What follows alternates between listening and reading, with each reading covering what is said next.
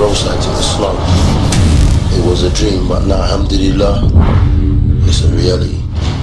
Assalamu alaikum warahmatullahi ta'ala wa barakatuh. My name is Ishaq Mustaqim.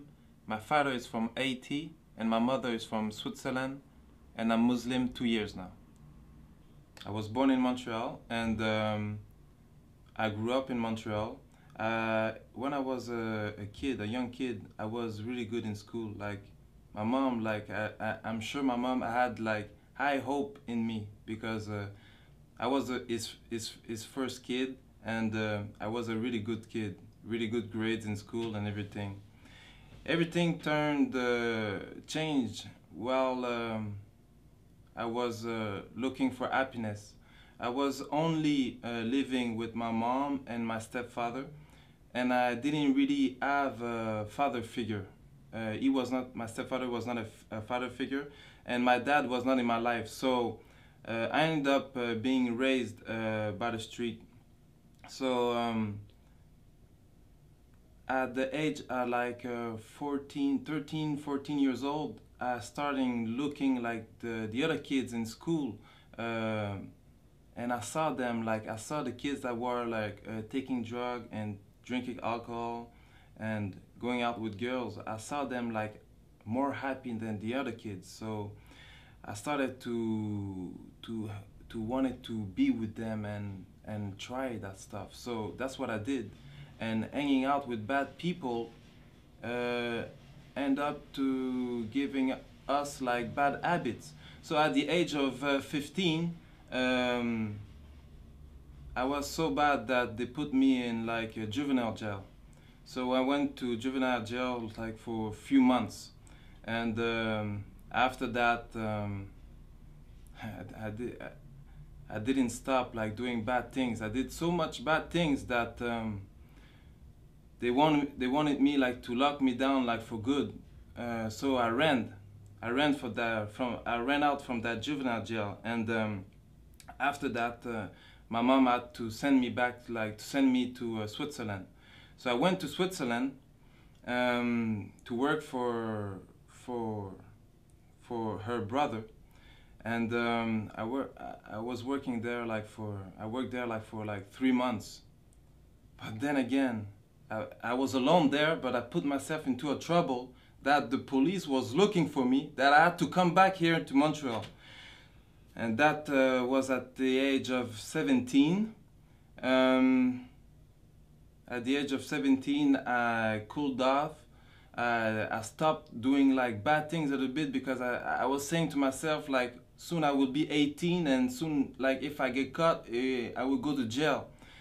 But I don't know what happened with me. Like at 18, like I started back again, and they got me, and I went to jail for like 2 years.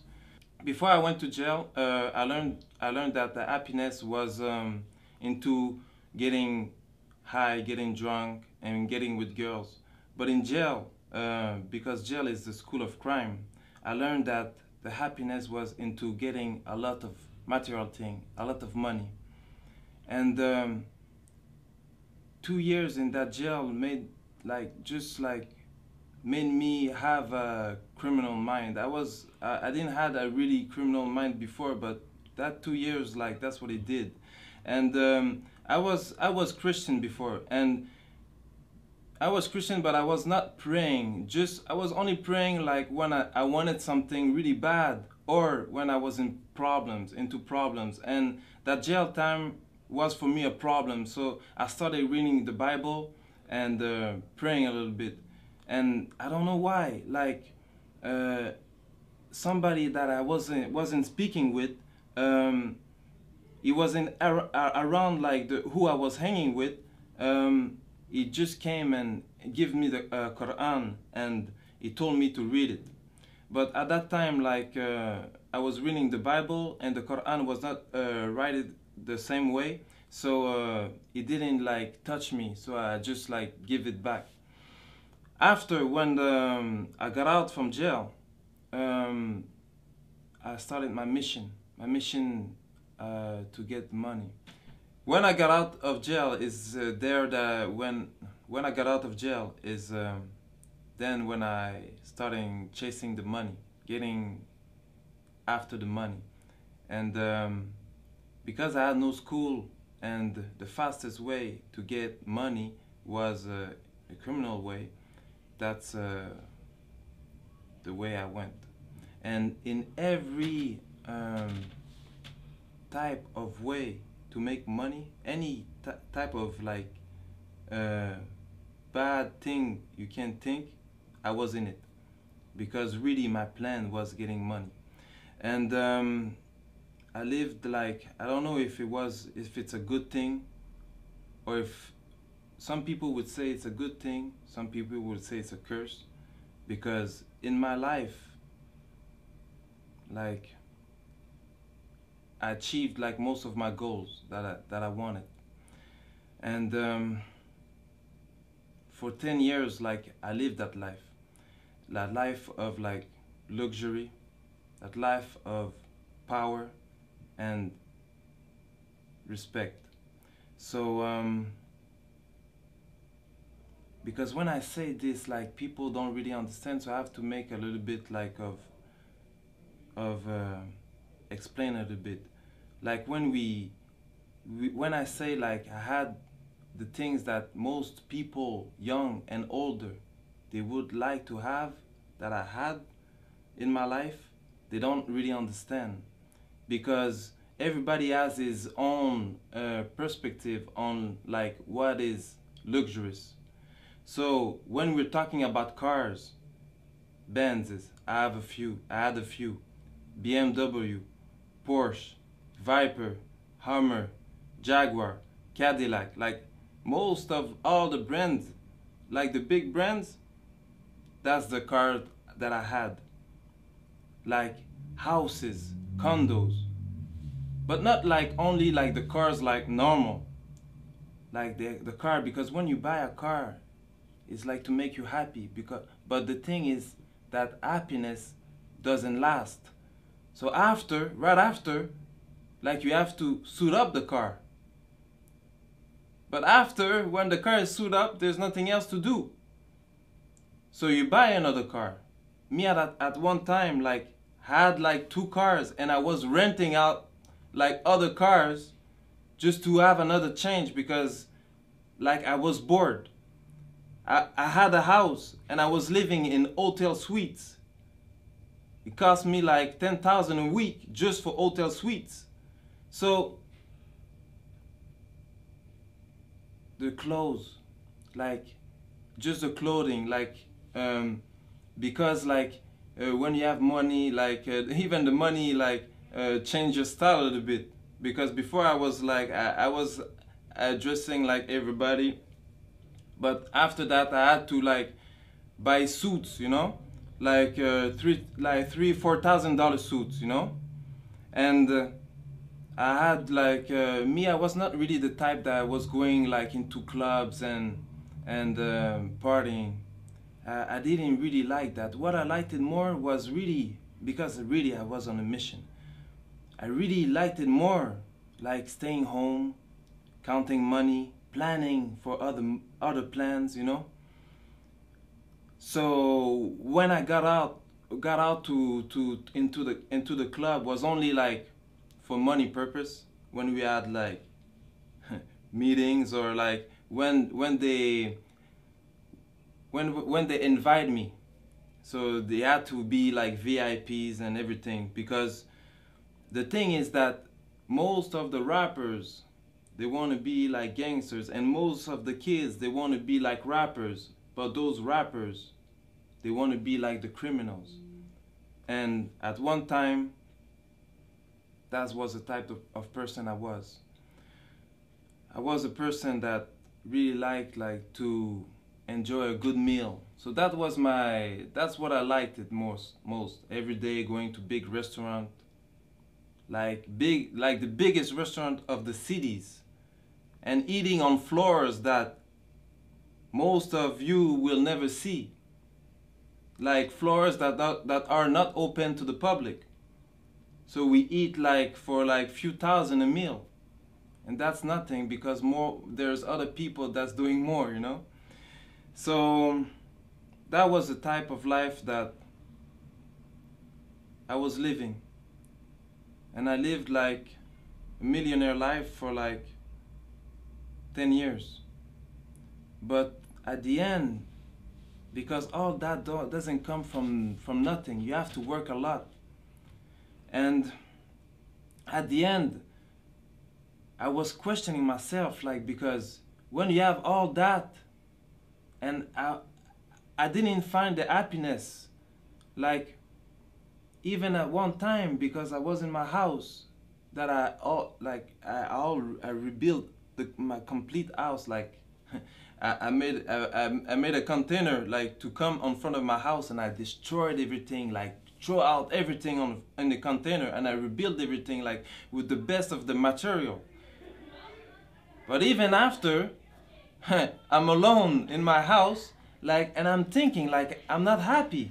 Even if I drink the best of the alcohol, I'm not happy. So I was questioning myself, like, really badly. And it's then when sometime, like, you go into, like, little, like, what we can call, like, depression, because you're questioning yourself so much. And at the same time, like, because when you live that kind of life, it can't be good forever. So after 10 years, I got caught for a little thing, and I had a sentence of 11 months. So I went to jail for a few months, 9 months, and because I did, like, you don't do, like, the full sentence, like, I went to jail for 9 months. So there, because of my criminal file, like, they put me, like, in a certain area, like the maximum. And at that time, like, they put me, like, even, like, if I had, like, a good life, there's always, like, you always want more. So there's, like, always, I was looking up to other people still, you know. So, and they put me, like, in a wing with, like, those kind of people that had even more money, that was spending even more money. Like, they were talking, like, a lot of money. So it's not like anybody, like, we're talking just like that and you believe, like, you can read it in the newspaper when something happened, like, it's in the newspaper. So and they were talking about me like that. Even them, they were not happy. Even them, like, they wanted to change. So really, all that made me even more, like, put in a position that I had that I had to think about my life. And after, at the end of my sentence, I got in a jail, in a cell with a Muslim, and that Muslim brother started to talk to me about Islam. And really, now I was, like, because I was already questioning myself, so I was really interested about what he was saying, and what is a good thing for him, but a bad thing for me. He got released, but he told me he would send me the Quran, but maybe something happened, because he never did. Like, I don't know if he never did, but I never received it. So after I got released, and I went back to my same life, you know, and I forgot everything about God, because when you know more into problems and you're not a Muslim, as soon as things go good, like, you forgot God again. And while I was, like, doing my life, I met up with a woman, and that woman, she was Muslim, and her mom, she told me that I should look up into Islam. And it's then that I started doing my own research. So I was reading, like, books, and I read the Quran, and I was really surprised to find that in the Quran that they had, like, the same prophet that there was in the Bible. Even at a point that I didn't understood how Muslim will understand the Quran, because in the Bible they have, like, the beginning of the story, and the Quran just completed it. So and I started to do my own research, like even like a lot. I was researching, and the only problem that I end up having is like that, because as a Christian you have to believe that Jesus is the Son of God, and if you don't believe this, you go to hell, and if you believe it, you go to paradise. And I didn't want it to go to hell for nothing.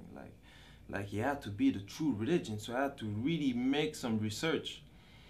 And alhamdulillah, I found that Islam was the truth, and I made my shahada. So right after I took my shahada, 3 days after, my mom called me and told me that the police was looking for me. So I went to see my lawyers, and they told me that I should give myself tin. So I went and I gave myself tin, but for the first time, it was the first time I went into jail as a Muslim.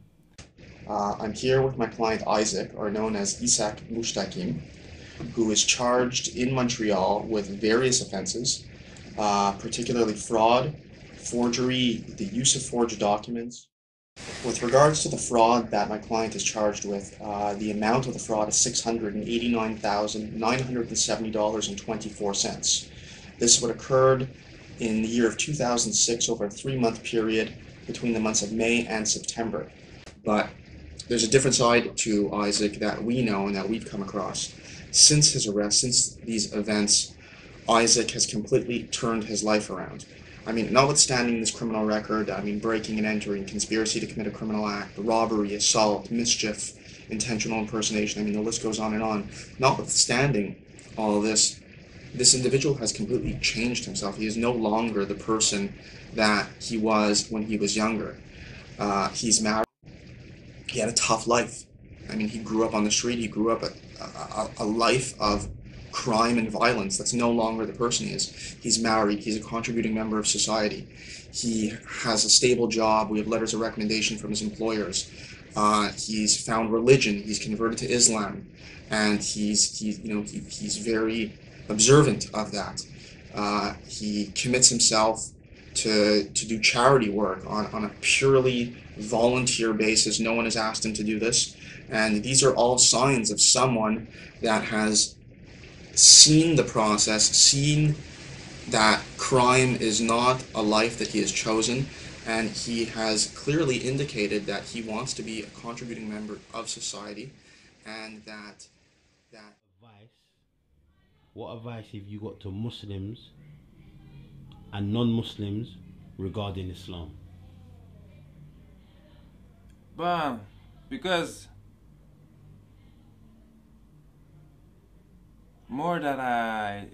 before I never knew like Muslim people. If there was Muslim people around me, I didn't know, because they never talked to me about Islam. I really think that there was no Muslim around me. But now that I'm a Muslim and I'm just like hanging out with Muslim and seeing Muslim, there's a thing that really like get me sad, you know?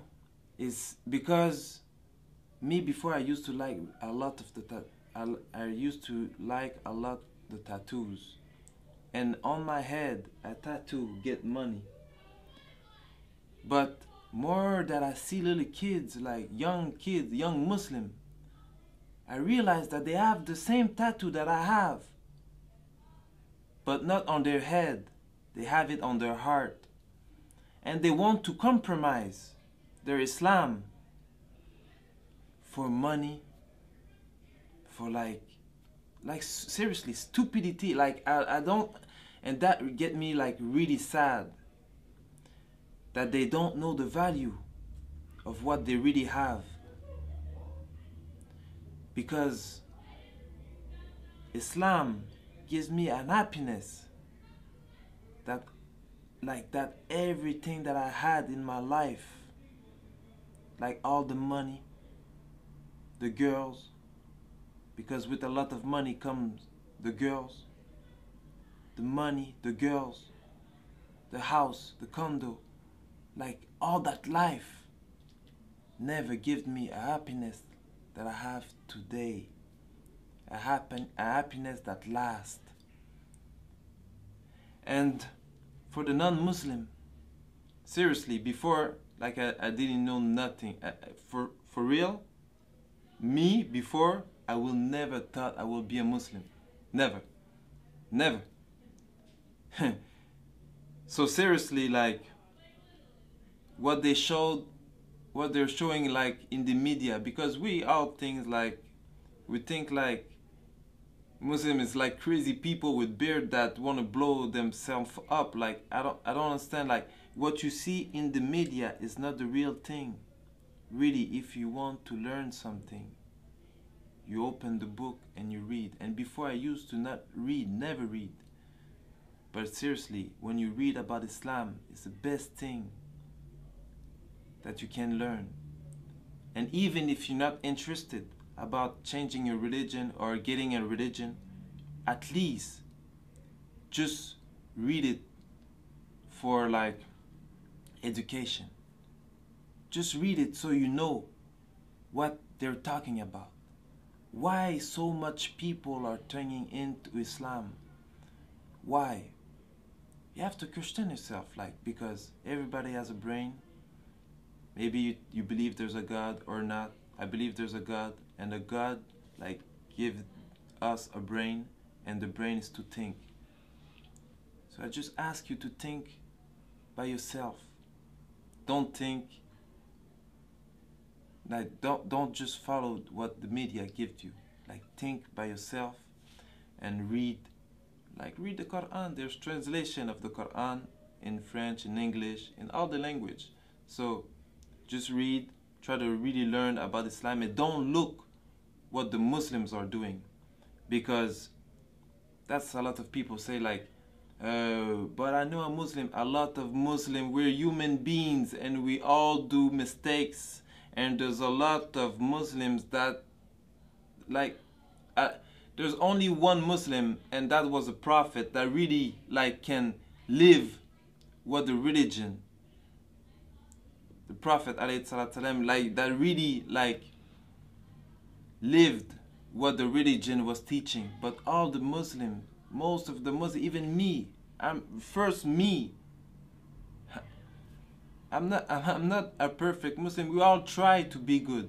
We all try, but you can't learn the religion by looking at me or hearing what I'm saying. So that's why I'm saying, go read the Quran and learn about Islam from its source. And I want to say Jazakallahu khair to Roadside to Islam. Assalamu alaikum wa rahmatullahi ta'ala wa barakatuh.